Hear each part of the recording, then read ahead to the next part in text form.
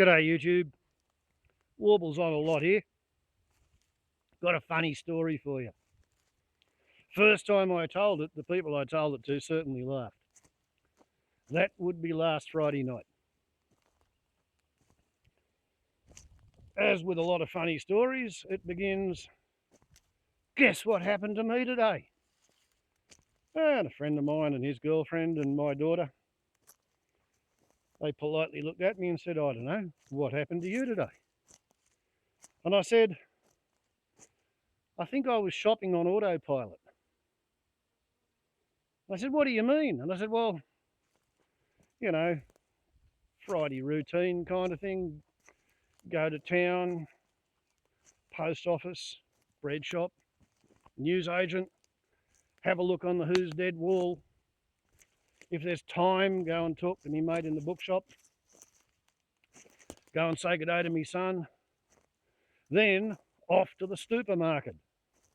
And at the Stupormarked, where they sell stupefaction, I go around there once and I shop from memory.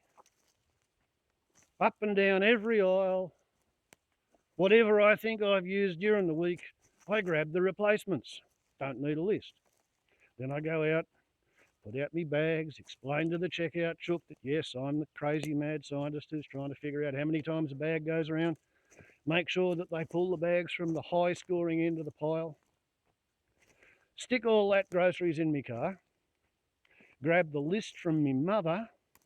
Grab me mother's bags, go back to the shop, round and round, do the whole bloody thing all over again. This time shopping off the list. So it's a well-worn routine. It's a happens all the time thing. The sort of function that humans quite often delegate to the autopilot circuitry. A bit like when you arrive somewhere, having driven for hours, and you know that you've stayed in your lane, you've changed up and down in the gearbox, you've made turns, you've indicated left and right, but you don't actually remember the details of doing any of it. You've been driving on autopilot.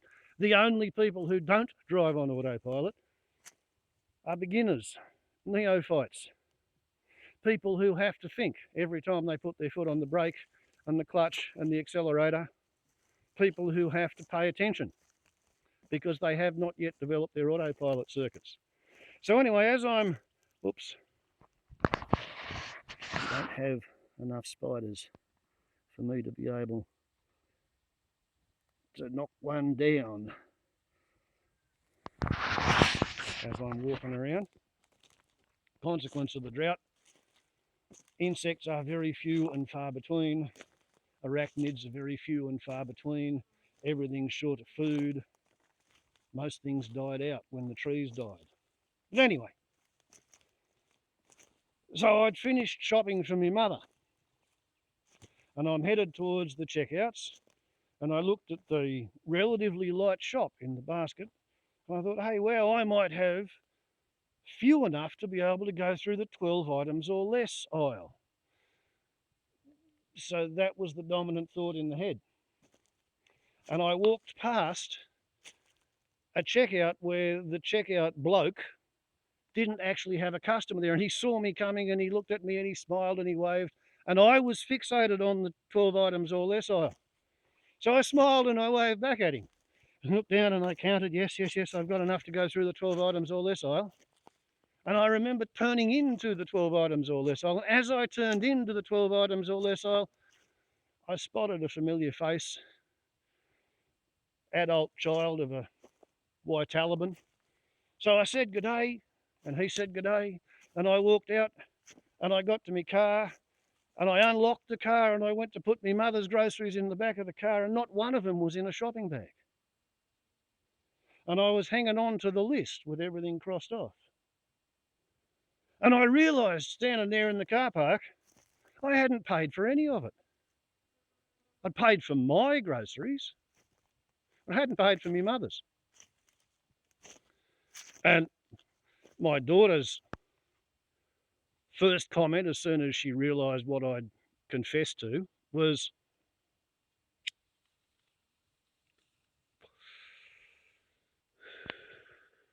Jesus, Dad, How stoned were you? Yeah, to which I made an appropriate, light-hearted reply. And then my daughter, my friend, my friend's girlfriend, they all said, okay, so what did you do? And I said, well, pretty bloody obvious. I closed the car door and locked the car up and went back down into the supermarket with me trolley full of groceries that I hadn't paid for. And as I went into the supermarket's entrance, I saw the checkout chook on the aisle, or the register, which is, it's located facing the one door in and out of the supermarket. So they always put one of the bright ones there so that they can keep an eye on who goes in and out. And I watched her eyebrows climb up into a hairline as I approached. And I just walked straight up to the accustomed place, started putting my groceries and the shopping bags onto the conveyor belt. She got the first bag half full, and she wasn't saying much, and I hadn't said much. And would you like to hear a funny story of today? And she says, yes, what's your funny story? And I told her I just arrived at the car and realised I hadn't paid for any of it. And she looked at me and she said, really? I said, yeah, I think I must have been shopping on autopilot. No more was said. We both agreed to change the topic wordlessly. And it's kind of funny. My daughter, my friend, and his girlfriend all said, why did you go back? And I said, well, because I wanted to pay for the groceries. I didn't want to steal them. I didn't have any need to steal them. And old mate said, oh, mate, as far as I'm concerned, if I got as far as my car, bang, that's it. They're my groceries. And his girlfriend sort of smiled and agreed in the way girlfriends sometimes smile and agree. And you don't know whether they actually agree with their boyfriend, but, you know, she was smiling and she was agreeing. And my daughter said, that's it. I would have loaded them into my car and then moved towns. I could never go back to that shop. I couldn't go up and down the main street. People would know. I couldn't face them, the guilt trip. And I said, well, there's no need to do that, really. You know, like, while you're in the car park, you're still on land and property which belongs to the shop. You haven't actually stolen them until you leave the premises. The car park, the reason it's full of potholes is because it's owned by Coles. It's not the council's car park. It's a piece of public terrain, but it's owned by private enterprise.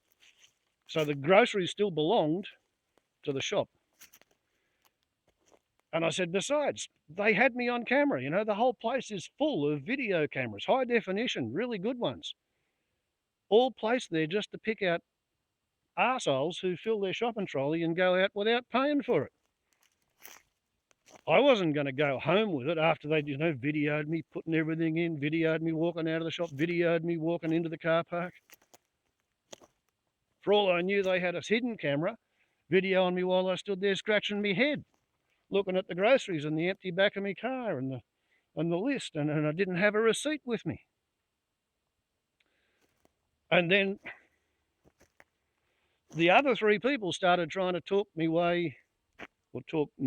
into accepting their belief that there's no way the loss of $50 worth of groceries would show up until stock taking time, and the shop's computer had no idea that I'd taken all that stuff out. But as far as I'm concerned, the amount of anxiety that I would have had to put up with waiting to be caught, it would be up about the level where I could understand my daughter's processing as to if she had done that, she would have had to leave town, because she didn't think she would have had the moral courage to have returned to the shop, confessed the mistake, paid for the shit, and left again. But in my experience, the way I dealt with it was about the only honourable thing I could do. And it's not as if it's any skin off my nose that I was shopping on autopilot. It doesn't bother me that I don't remember putting my blinker on for every turn that I make on the way home. That's what the autopilot circuits are for. And presumably, if I hadn't have been so fixated on counting the 9 items in my trolley and making sure that I had less than 12 so that I could go through the 12 items or less aisle, which was at the time pointless because, as I said, I walked past a checkout operator who had no customers. Apparently, I needed to teach myself this lesson. Perhaps I needed to teach this lesson to my daughter. Perhaps I needed to demonstrate this kind of character to my friend and his girlfriend. But anyway, my daughter said, "Shit, Dad, you should make YouTube videos about stuff like that. It's the funniest fucking thing I've heard all week."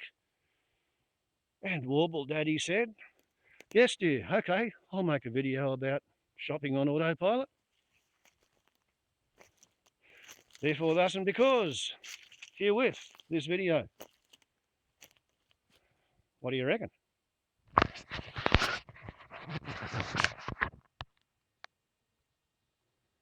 Who's got the rights of it?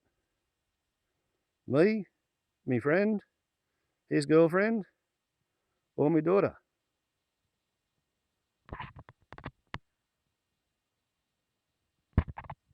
In my opinion,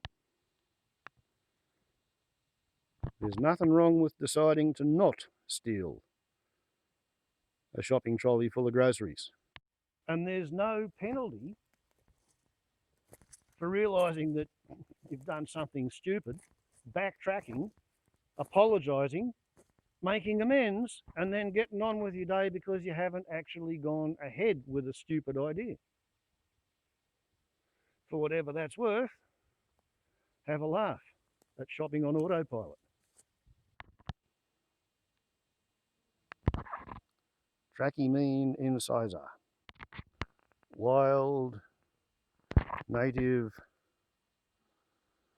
parsnip. The sort of food you do not find among the lessons. Available at the Stupormarked. Warbles on a lot to YouTube. Ciao.